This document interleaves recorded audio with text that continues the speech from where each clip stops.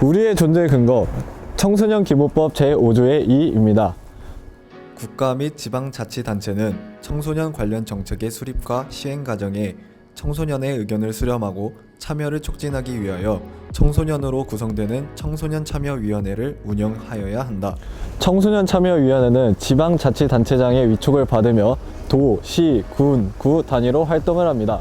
내가 살고 있는 지역의 청소년 정책과 사업에 청소년의 의견을 제시하는 활동을 합니다.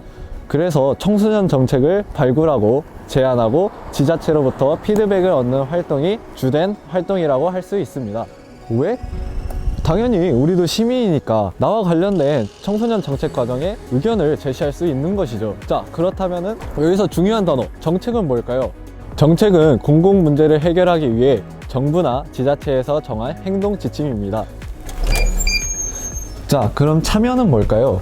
영혼 없이 출석 체크하는 것은 참석, 적극적으로 나의 의견을 내는 것은 참여. 두 개의 차이 아시겠죠? 우리 지역의 대표 청소년이 되어 정책 과정에 참여하는 여러분들의 선택 아주 칭찬해.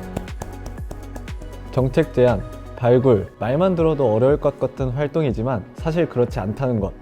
지금 그 과정에 대해서 얘기해 볼게요. 첫 번째, 문제점 찾기 출발은 내가 직접 경험한 우리 지역 사회의 문제점을 모아보는 거예요.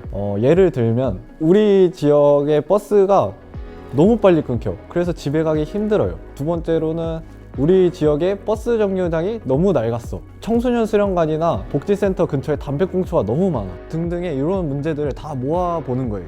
두 번째, 지역 신문이나 뉴스에서 나온 중요한 문제들을 보고 그 중에서 문제점을 하나 찾아보는 거예요. 그 다음에 내가 느낀 불편함이 친구도 느낀 불편함인지 알아보는 것도 굉장히 중요해요. 주변 친구들에게 설문조사나 SNS를 통해 의견을 수집하는 것도 아주 좋은 방법이 되겠죠.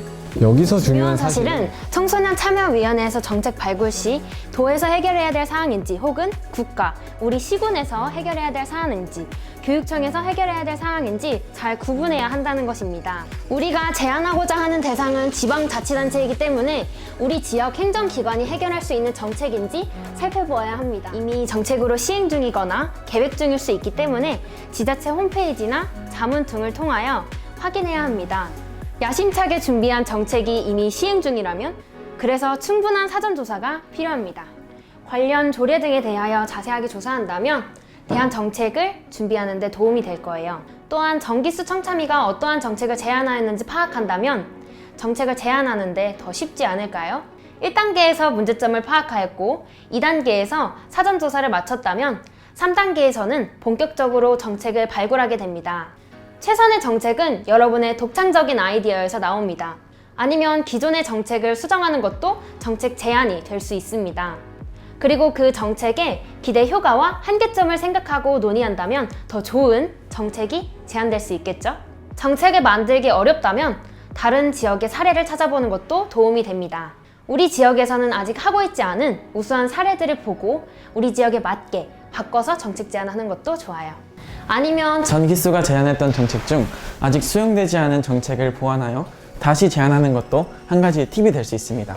앞서 말한 모든 과정을 통해 우리는 정책 제안서를 작성하게 됩니다.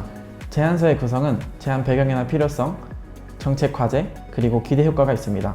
첫 번째로 제안 배경이나 필요성을 작성할 때는 객관적인 것이 매우 중요합니다. 예를 들어 신문 기사나 논문을 활용한다든지 통계 자료를 활용하는 것이 매우 중요합니다. 두 번째 정책 과제에서는 내용의 큰 틀에서 세부적으로 수행되어야 할 작은 꼭지를 구상해야 합니다.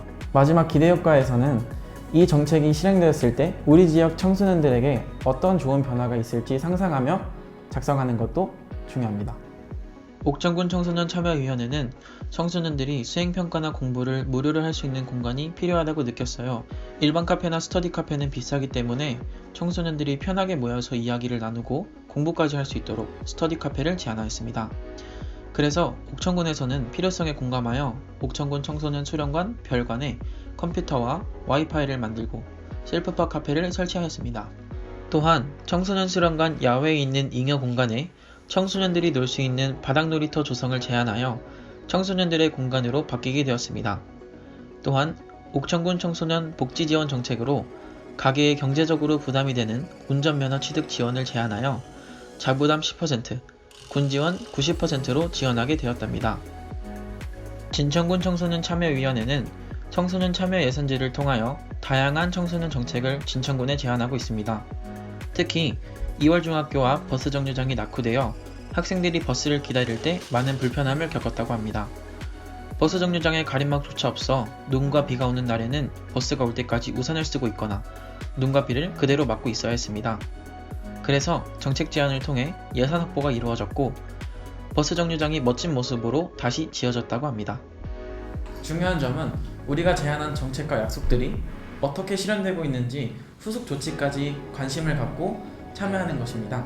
그리고 활동을 할 때는 여러분이 지역의 대표라는 자부심을 가져야 합니다. 우리는 지자체장이 임명한 청소년 위원이니까요. 회장이나 임원단이 끌고 가는 청소년 참여위원회가 아니라 우리가 하고 싶어서 한 활동이기 때문에 각각 리더의 마음을 가지고 열심히 참여하도록 해요. 그리고 정기회의를 진행할 때 다른 사람의 이야기를 듣고 경청하는 거야말로 성숙한 민주시민의 자세를 배우게 될 것입니다. 여러분은 청참회를 참석하실 것인가요? 참여하실 것인가요? 청참이 여러분들 스스로 1년간 계획을 세우고 활동하기를 바래요. 그래서 회의 안건은 사전에 꼭 공유되어야 하고 공유된 안건에 대해 고민하고 찾아보고 아이디어를 생각해 오길 바래요. 그래야 회의가 산으로 가지 않고 일찍 끝난다는 것.